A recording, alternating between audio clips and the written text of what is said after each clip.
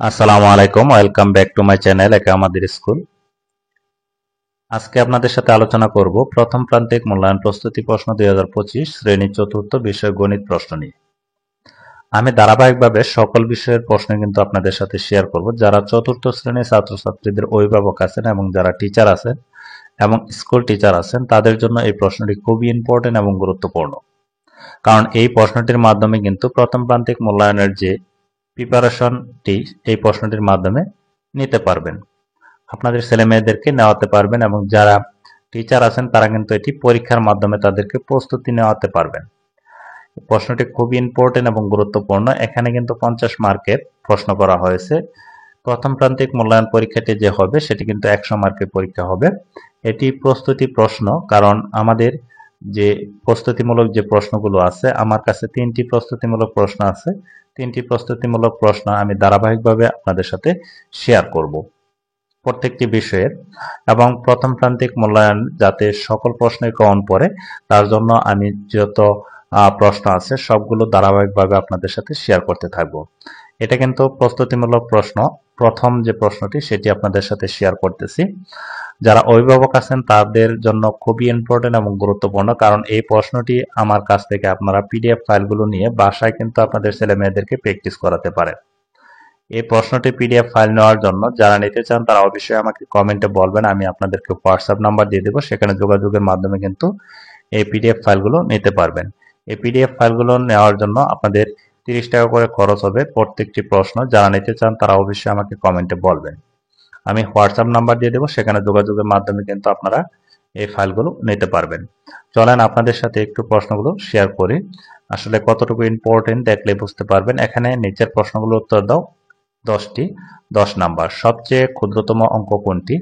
75 minus 50 equal 25। এখানে বিয়োজ্য কত? 1 লক্ষ লিখতে কতটি শূন্য লাগে? 4 অঙ্কের ক্ষুদ্রতম সংখ্যা লিখো। 15,335 কে কথায় লিখো। 5 ভাগের 5 এখানে আছে ড্যাশ মানে খালিঘর। 1 খালিঘরের সম্পর্কটি প্রতীক বসাও, মানে এটা বড় না এটা বড়, এভাবে বসাতে হবে।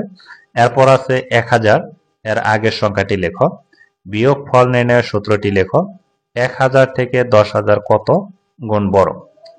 2899 সংখ্যাটিতে 8 এর স্থানীয় মান কত?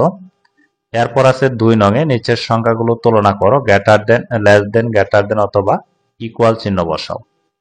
এখানে কোনটা বড় কোনটা ছোট অথবা সমান এই চিহ্নগুলো ব্যবহার করতে হবে। এরপর 3 নঙে নিচে 6টি নম্বর কার্ড ব্যবহার করে 6 অঙ্কের সংখ্যা তৈরি করো। 0 এখানে ফাঁকা, 2 2 9 6 8 4 ফাঁকা না, সরি। বৃহত্তম সংখ্যাটি তৈরি করো, ক্ষুদ্রতম সংখ্যাটি তৈরি করো। এই সংখ্যাগুলো দ্বারা বৃহত্তম সংখ্যা, ক্ষুদ্রতম সংখ্যা, বৃহত্তম বিজোড় সংখ্যা, ক্ষুদ্রতম বিজোড় সংখ্যা তৈরি করতে হবে। এরপর আছে 4 নঙে নিচের যে কোনো 4টি প্রশ্নের উত্তর দাও। কোন বিদ্যালয়ে মোট 5,424 জন শিক্ষার্থী আছে? বিদ্যালয়ের ছাত্রীর সংখ্যা 2,631 জন। ওই বিদ্যালয়ের ছাত্রের সংখ্যা কত? আর একটা কথা বলে রাখি যে প্রথম প্রান্তিক মূল্যায়ন পরীক্ষাটি যে হবে সেখানে কিন্তু এমসিকিউ থাকবে। আমি এমসিকিউ নিয়েও একটি ভিডিও দেব, মানে এমসিকিউ সহ যে নমুনা প্রশ্ন সেগুলো আপনাদের সাথে শেয়ার করব ধারাবাহিকভাবে। এটি হচ্ছে প্রস্তুতিমূলক প্রশ্ন। প্রস্তুতিমূলক প্রশ্নের পরে কিন্তু আমি নমুনা প্রশ্নগুলো দিব একসাথে, যে প্রশ্ন 100 নম্বরের একটি প্রশ্ন দেব। সেটি পাওয়ার জন্য অবশ্যই চ্যানেলটি সাবস্ক্রাইব করে পাশে থাকা বেল আইকনটি অন করে রাখবেন, যাতে ভিডিওগুলো দেওয়ার সাথে সাথে আপনার কাছে প্রথমেই নোটিফিকেশনগুলো চলে যায়। আর যারা নতুন তারা অবশ্যই চ্যানেলটি সাবস্ক্রাইব করে পাশে থাকা বেল আইকনটি অন করে রাখবেন, যাতে ভিডিওগুলো দেওয়ার সাথে সাথে নোটিফিকেশনগুলো চলে যায়। অনেকেই বলে যে আমি এই প্রশ্ন পেয়েছি অন্যগুলো পাই নাই, কারণ হচ্ছে আপনারা ভিডিওগুলো দেখে লাইক এবং কমেন্ট করেন না। তার জন্য কিন্তু আপনাদের কাছে আমরা ভিডিও আপলোড দেওয়ার সাথে সাথে কিন্তু আপনাদের কাছে পৌঁছে না। আর আপনাদের পরিচিত যারা আছে তাদেরকে এই ভিডিওগুলো শেয়ার করবেন, যাতে তারা ওই ভিডিওগুলো দেখে উপকৃত হয়।